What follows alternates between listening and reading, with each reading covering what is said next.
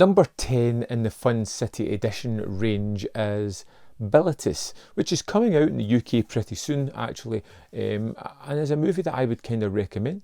You know, when this one was advertised as a new release, I was a little bit underwhelmed. In fact, it was my love for Fun City Editions that made me go, you know what, I'm going to give this one a chance.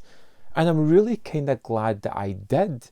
It's a really interesting kind of story, which has a kind of rough start to it, I would say.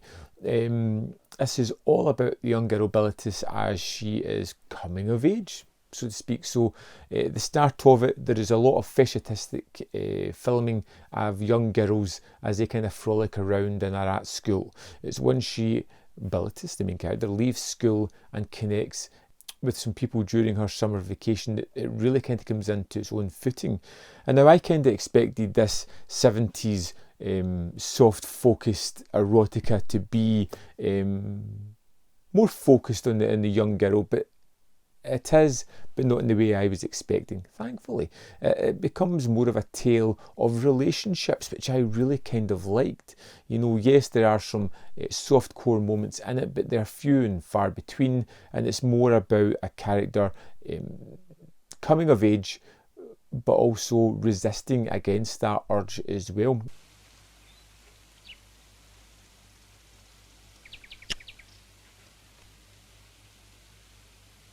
As we watch Bilitis, she starts to learn the way of the world and how men fit into that, how relationships work, and decides all the way through it how to make connections or how to resist urges and take a step back from this situation, which I kind of liked, the fact that she often takes a step back and decides that this is not the time for this, and that she is willing to wait and focuses on other people's happiness throughout her life.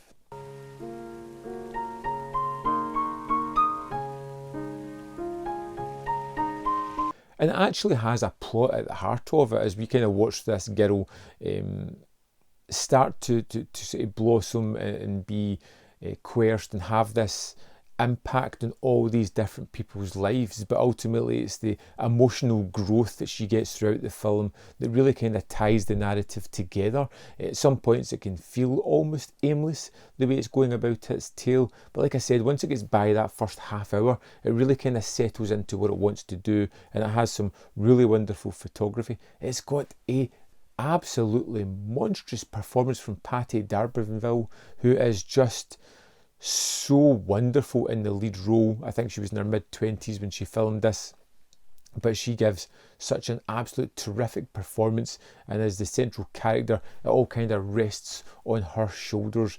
I love the kind of relationship she has with an older woman that she looks at as another a kind of bigger sister figure who kind of shows her the way of the world, and she sees the relationship that she has with her partner that kind of takes away the love and the romance and the shine of relationships. And she also has a young suitor who shows her all the sort of good parts of relationships, the excitement, the fun to start with, but she has these two various relationships going on, and the dichotomy of difference between them is just something that kind of makes her retreat away from this kind of world almost. Bilitis is, yeah, it's 70s soft focus erotica.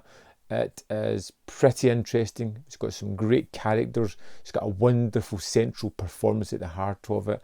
It's really well photographed as well, and it was one that I liked a lot more than I thought I was going to. In fact, it's something that kind of left an indelible mark on me afterwards, thinking about the film a lot more. One I would definitely recommend, and something I could say definitely check out. Like I said, it's out in Fun City Editions. It's also coming out in the UK from another label. I can't remember just now who it was, but I would definitely recommend this one. I'd love to know your thoughts on Bilitis. If you managed to pick it up, let me know in the comment box below. There's more content up here if you want to see more of my stuff. You can also hit that like button if you like this review, or you can join the membership or the Patreon program if you want to support me more. Thanks for watching, and I'll see you next time on Man v Film.